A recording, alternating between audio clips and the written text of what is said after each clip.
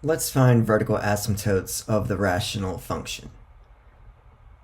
I like to first point out the domain because finding domain and vertical asymptotes are very similar and it's easy to confuse the two. So recall, to find domain, we set the denominator equal to 0. So x squared minus 4 equals 0. Add 4 to both sides and then take the square root of both sides, and we get that x is plus or minus 2, or not equal to plus or minus 2. Those are restricted values. To find vertical asymptotes, we are going to do something similar, but first we need to factor the top and the bottom. So factoring the top, two numbers that multiply to 2 and add to 3 are 1 and 2. And then we're going to also factor the denominator. Notice that that is a difference of squares, so we can factor as x minus 2 and x plus 2. Recognize that x plus 2, that factor occurs in the top and the bottom, so we can reduce that. And we'll now get x plus 1 divided by x minus 2. Now we're going to do similar to what we did to find domain. We're going to look at the denominator of the reduced fraction and set it equal to 0. So x minus 2, set it equal to 0 and solve. And we get that x equals 2. That is the vertical asymptote of this graph. Now there are two issues with domain. One of them is an asymptote. The other one is not an asymptote. The factors that reduce will not generate asymptotes, but they are still domain restrictions. Those are actually going to be holes in the graph. So we can say that there is a hole at x equals negative 2. And if we wanted to find the y value, we'll plug negative 2 into the reduced equation, x plus 1 over x minus 2. Plug in negative 2 to that.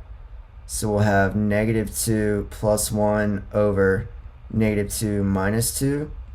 That will give us negative 1 over negative 4, 1/4.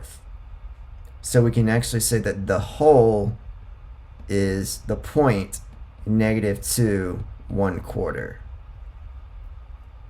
In the next example, let's start by finding domain. To do that, we set the denominator equal to 0, and we can then factor two numbers that multiply to 6 and add to 5 are 2 and 3. Set each of those equal to 0, and we get x equals negative 2 and x equals negative 3. And we're actually going to say not equal to because those are the domain restrictions. So we have two issues with domain. Let's see which one, or if both, are vertical asymptotes. To find vertical asymptotes, we factor the top and the bottom and see if anything reduces. Notice that we've already got the bottom factored. That was x plus 2 and x plus 3. Now we have to ask, does the top factor? Can you give me two numbers that multiply to 5 and add to negative 4? At first glance, it looks like that might factor, but it actually doesn't. There's no two numbers that multiply to 5 and add to negative 4. So this does not reduce. We'll leave it as x squared minus 4x plus 5. And since that doesn't reduce, we then take the denominator and set it equal to 0.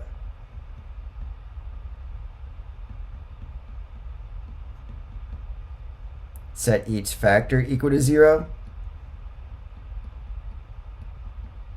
and solve. We get x equals negative 2 and we get x equals negative 3.